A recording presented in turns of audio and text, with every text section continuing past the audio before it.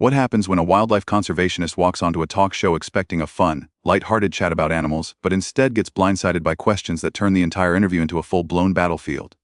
Robert Irwin, son of the legendary Steve Irwin, showed up on The View, thinking he'd be talking about his newest conservation project. But Joy Behar had something very different in mind. What started as a harmless question about crocodiles spiraled into one of the most explosive confrontations daytime TV has ever seen, ending with security escorting someone off the set. But before we unpack this wild meltdown, make sure you hit that subscribe button and tell me whose side you are on, because trust me, after this you'll definitely have opinions. So, Robert walks onto The View with that classic Irwin energy, bright-eyed, enthusiastic, ready to talk wildlife. The audience is cheering, he's smiling, waving, sits down, and the first few minutes are exactly what you'd expect. Whoopi asks about his recent trip to northern Australia, and Robert lights up talking about his saltwater crocodile research, describing a massive 20th croc they tagged. The passion is unmistakable, the audience is loving it, and then Joy Behar jumps in. "Robert, that's all very interesting," she says, "but do you ever think maybe we're spending too much time worrying about crocodiles when there are people suffering?" The room shifts instantly. Robert keeps a polite smile, but his expression tightens. He takes a breath. "Well, Joy," he begins, "conservation isn't choosing between people and animals. Healthy ecosystems support human life. When we protect wildlife habitats, we protect resources communities depend on." Joy leans back, not satisfied. "But practically speaking," she continues, "we have homeless, veteran-hungry children, and we're out here tagging crocodiles. Help me understand how that makes sense."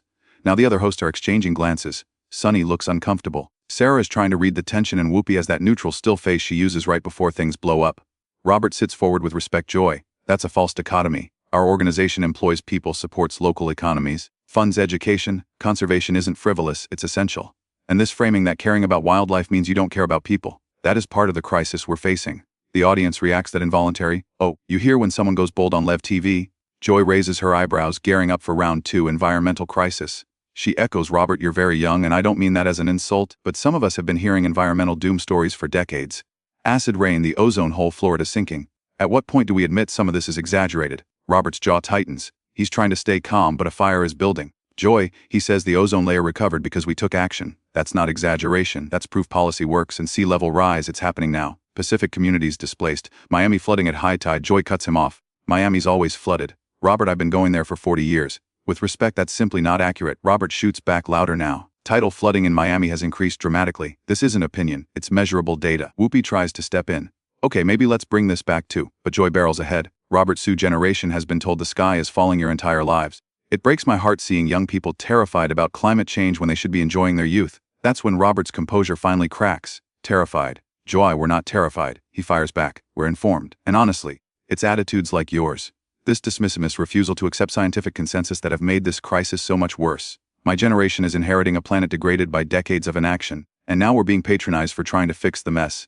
The studio goes dead silent. You could hear a pin drop. Sarah tries to save the moment. "Robert, why don't you tell us about the new exhibit?" Joy cuts her off. "No, let him finish. He clearly has thoughts about my attitude." Robert turns fully toward her. "I'm not attacking you personally, Joy. I'm criticizing a mindset. The mindset that says we can't care about more than one issue at a time. The mindset that treats environmental science like a debate topic. The mindset that dismisses the concerns of young people who are going to live in the world we're creating right now." Joy's face flushes. "I've been on television for 30 years. Robert," she snaps, "I've interviewed presidents, world leaders, Nobel Prize winners. I don't need a lecture from someone who grew up on a TV show, and that's it." The gloves are off. Robert's face goes pale, then red. His hands grip the armrests. "That is incredibly disrespectful, Joy. My father dedicated his life to conservation and education. He died doing what he loved. And yes, our work was filmed for television, but that doesn't make it less legitimate. Would you say the same thing to Jane Goodall, to David Attenborough?" Joy waves a hand. "Those are scientists, Robert. You're a celebrity. I have a degree in conservation biology." He fires back, voice trembling not from fear but frustration. "I publish research. I work directly with endangered species recovery programs. What exactly makes my credentials less valid?" Whoopi tries again. "Okay, everyone, let's take a breath." But Joy steamrolls right over her. "Your credentials are fine, Robert. I'm sure you're very smart. What I don't like is this moral superiority your generation has. You come on shows like this and preach about how terrible we've been, how we ruined everything, and honestly, it's exhausting." Robert lets out a short, incredulous laugh. "Self-righteous, Joy. You've built an entire career on telling people when they're wrong. How is defending conservation science any different from what you do every single day?" The crowd reacts, gasps, murmurs, scattered applause. Sunny looks stunned. Sarah looks like she wants to disappear. Alyssa watches like she's witnessing a slow-motion car crash. Joy jabs a finger toward him. "The difference is I've earned a right to my opinions. I've lived through wars, recessions, major social movements. You've lived through what? Instagram. I've lived through the 6th mass extinction." Robert shoots back instantly. "I've watched species vanish. I've seen coral reefs die in front of me. I've held animals in my hands that were the last of their kind. So, forgive me for thinking I've earned the right to have strong opinions about conservation. Joy shakes her head. See, this is exactly what I mean to you. Everything is a crisis. Everything is the end of the world. When I was growing up, we called people like you alarmists. And you know what we call people like you, Joy? Robert's voice rises full of heat. We call them deniers. We call them obstacles. We call them part of the problem. The studio erupts, half clapping, half gasping. Some audience members are booing. Others just sit there frozen, mouths open. The tension is so thick it feels physical. Whoopi pushes back her chair and stands. Okay, enough. We need to stop right now, she says, voice firm and steady, but Joy and Robert aren't stopping. They're locked in, eyes locked, neither willing to back down. Joy stands, her voice sharp. I am not a denier, Robert. I believe in climate change. What I don't believe in is being shamed for living my life, for traveling, for enjoying things by someone who has made millions of dollars off animals. Millions, she repeats, almost spitting the word. Robert stands too, and cameras capture producers hurriedly moving in the background, unsure whether to step in. Every dollar our organization earns goes straight back into conservation. Robert fires back. My family lives modestly. We don't own private jets. We don't own multiple mansions. We spend our money saving habitats and funding research. He steps closer, his voice low and razor sharp. What do you spend your money on, Joy? The question hits the room like an explosion. A collective gasp sweeps through the audience. Joy's face goes crimson. How dare you question how I spend my money, she snaps. You don't know anything about my life. You don't know what I do with my resources. You're right, Robert says. His voice is calmer now, controlled, almost surgical, which somehow makes it cut deeper. I don't know everything, but I know you fly to your vacation home regularly. I know you've opposed wind farms because they ruin the view. I know you've mocked young climate activists on this very show. He pauses, eyes fixed on hers. So, forgive me, Joy, for questioning whether you actually care or whether you just like arguing. Sonny tries to step in. Robert, I think maybe we should. No, Joy cuts her off sharply. Let him talk. Let him tell us all how terrible I am. Let him explain how his generation has it all figured out and the rest of us are just stupid or selfish. Robert takes a slow breath. I never said you were stupid, Joy. I said your attitude is part of the problem. And it is when someone with your platform dismisses environmental science. When you mock young people for caring about the future, you're using your influence to spread apathy, whether you acknowledge it or not. Joy throws her hands up. I care about plenty of things, Robert. I care about healthcare. I care about education. I care about human rights. Just because I don't worship your pet project doesn't mean I'm apathetic. It's not a pet project, Robert says, voice rising. It's the foundation of all those things. You can't have healthcare without clean water. You can't have education without a stable climate. You can't talk about human rights while people are being displaced by environmental disasters. Everything connects, and the fact that you don't see that's what's terrifying. You're smart enough to understand it. You're just choosing not to. Joy grabs the stack of note cards in front of her and slams them onto the table. I'm not going to sit here and be insulted by someone who thinks spending time with koalas makes him morally superior to everyone. And I'm not going to be condescended to by someone who believes age automatically equals wisdom. Robert fires back. Some of the most destructive decisions in human history were made by older people who thought they knew better. The audience gasps. Whoopi raises her voice. All right, that's enough. We're going to commercial. But Joy barrels forward. Get him off my stage, I'm serious. Get him out of here. Robert laughs. Not a cheerful laugh. A hollow one. Your stage, it's not your stage, Joy. You're one host on a panel show. You don't own this security. Joy calls off camera. Can we please have security? Alyssa jumps in. Joy, come on. This is getting out of hand. It got out of hand when he started personally attacking me. Joy snaps. Robert turns fully toward her. Personally attacked you. You're the one who brought up my father. You dismissed my education. You called me. I defended my work. That's not an attack. That's a response. Two security guards start approaching the stage, hesitation all over their faces. They clearly have no idea which one of them they're supposed to remove. Producers are whispering fiercely into their headsets. Audience members stand, some cheering, some booing, and plenty filming the chaos on their phones. Sonny rises and places a hand on Joy's shoulder.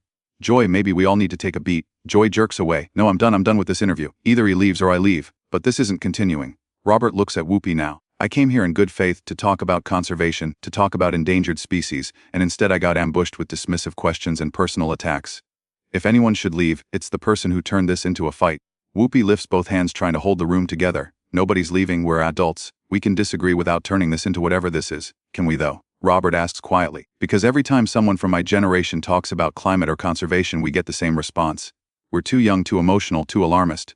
At what point does our expertise matter? At what point do we actually get a seat at the table without being dismissed? Joy crosses her arms tightly. You have a seat at the table. Robert, you're on national television right now, Joy says, stepping closer. You have millions of followers. You have resources most people could only dream of. What you don't have is the right to tell people who've been working on these issues longer than you've been alive that they don't care enough. Then prove you care. Robert fires back. Stop mocking climate activists. Stop dismissing scientific consensus. Stop prioritizing your comfort over the planet's future. If you actually care, act like it. Sarah finally speaks, voice trembling. Maybe we can find some common ground here. You both clearly care about important issues. You just have different priorities, different approaches. No, Robert cuts in firm. We don't have different priorities. We have one person who values evidence and action and another who values contrarianism and ratings. This isn't a both-side situation, Sarah. Climate science isn't up for debate. Conservation biology isn't a matter of opinion. These are facts, and I'm done pretending skepticism and denial deserve equal airtime with reality. Joy uncrosses her arms and steps closer. You want to talk about reality? Here's reality. Most people watching this show are worried about paying their bills, not about crocodile populations. Most people can't afford electric cars or solar panels. Most people are just trying to survive, and you standing here acting like they're part of the problem. That's elitist and it's offensive. Robert doesn't move. I never said ordinary people are the problem. The problem is systemic. It's fossil fuel companies that spend decades funding climate denial. It's politicians who take money from polluters. It's media personalities who platform denial and make it sound reasonable. Regular people are doing the best they can with the system they're stuck in. But we have to change the system. And that starts with people like you using your platform responsibly. Responsibly, Joy repeats with a scoff. You mean agreeing with you? I mean not spreading misinformation, Robert replies. I mean not elevating arguments that have been debunked. I mean acknowledging that when 99% of climate scientists agree on something, maybe the 1% funded by oil companies isn't the side we should be quoting. Whoopi tries again. Okay, I think we've heard both perspectives and our viewers can decide. No, Joy interrupts. I want to know something, Robert. If you feel this strongly about all of this, if you think I'm such a terrible person with such dangerous views, why did you agree to come on the show? You knew who I was. You knew what this show is. So why come here just to insult me? Robert pauses, and for the first time in minutes he really thinks before answering. I didn't come here to insult you, Joy. I came here hoping for a real conversation. I came here believing that maybe if I explain the work we're doing and why it matters, it might actually resonate. I came here with optimism, Robert says quietly. Maybe that was naive. But I genuinely thought it was worth trying. And honestly, even now, even after all of this, I still think you could understand why this matters. I think you're choosing not to, and that's what frustrates me. For the first time, Joy's expression softens just a flicker. You think I'm choosing ignorance? I think you're choosing comfort, Robert replies. Because acknowledging the scale of the environmental crisis means acknowledging that changes need to happen. Changes that might affect your lifestyle, and that's uncomfortable, I get it. But comfort isn't more important than survival. The security guards linger awkwardly near the stage. Producers make frantic cutthroat gestures. Whoopi looks like she's aged 5 years in 10 minutes. Joy picks up her coffee mug, takes a long sip, then sets it down with a quiet thud. I'm 70 years old, Robert. I've lived a full life. I've fought battles you can't even imagine. I've championed causes that were unpopular and exhausting, and now you're standing here telling me I'm choosing comfort over survival. Like I haven't spent decades fighting for things I believe in. She steps closer.